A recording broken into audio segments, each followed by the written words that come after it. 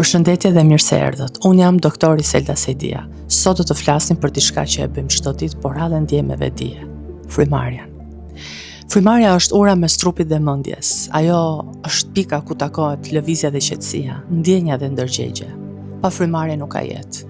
Por pa frymarrje të vetëdijshme, trupi lodhet, mendja shpërndahet, emocionet mbeten të pashprehura. Fryma është mjeti më i thjeshtë dhe më i fuqishëm për të rikthyer aty ku duhet të jesh, për të rikthyer ekuilibrin. Tani le të ndalojmë. Shtriu ose ulu rahat dhe mbylli syt. Si të kesh mbyllur një perde të butë, ashtu ndjeje në trup këtë ndjesi. Ndjeje trupin, ai di si të pushoj. Merr frym ngadalë.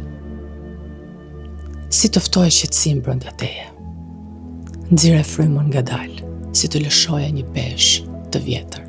Thith hapësirë, dritë, prani. Nxirr ngurtësinë, zhurmën, peshën që mban brenda teje. Mbyll syt dhe lejo frymarrjen të gjej vetë ritmin e saj brenda teje, pa e ndryshuar, pa e drejtuar me forcë, thjesht duke ndjerë si një valë të butë që vjen dhe shkon. Me çdo frym që hyn, trupi hapet pak më shumë ndaj ndjesisë së sigurisë.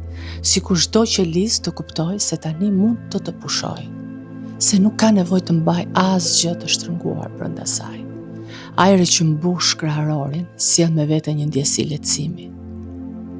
Dhe të fton që ti të largohesh nga ngutja, që ti të largohesh nga zhurma, nga përpjekja e vazhdueshme që ke për ta kontrolluar. Ndërsa frymarrja largohet, ajo që merr vete është gjithçka që të ka rënduar trupin, tensionet vjetra, mendime të panevojshme, emocione që kanë qëndruar më gjatë se sa duaj. Po ti duhet ta bësh këtë. Ti duhet t'i nxjerrësh jashtë, brenda trupit tënd, sepse ti meriton të jesh i lirë, të jesh i qetë, të veprosh me një ndjesi që zemra dhe shpirti dhe mendja ta do çdo ditë.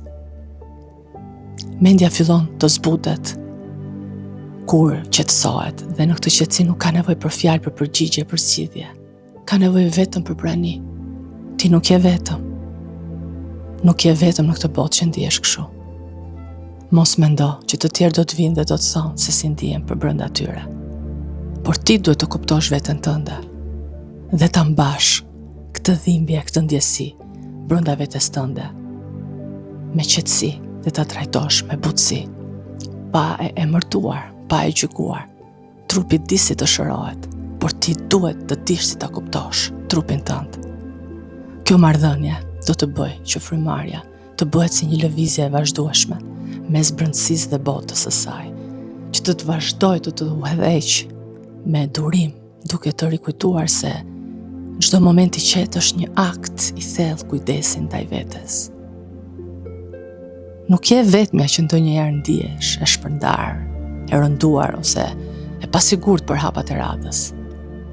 Por duhet të kuptosh që në momentin që frymarrja largohet, duhet të mbash mendime të cilat duhet të jenë pranë largimit. Duhet të mbash mendime të cilat duhet t'i thuash çdo moment, ju nuk jeni të mijat, ju nuk më përkisni mua. Ju duhet të dilni bashkë me frymarrjen që unë po nxjerr tashmë nga goja ime.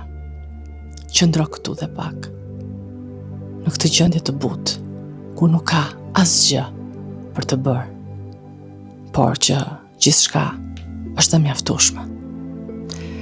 Unë jam doktori Selda Sejdia dhe faleminderit që sot ishit me mua.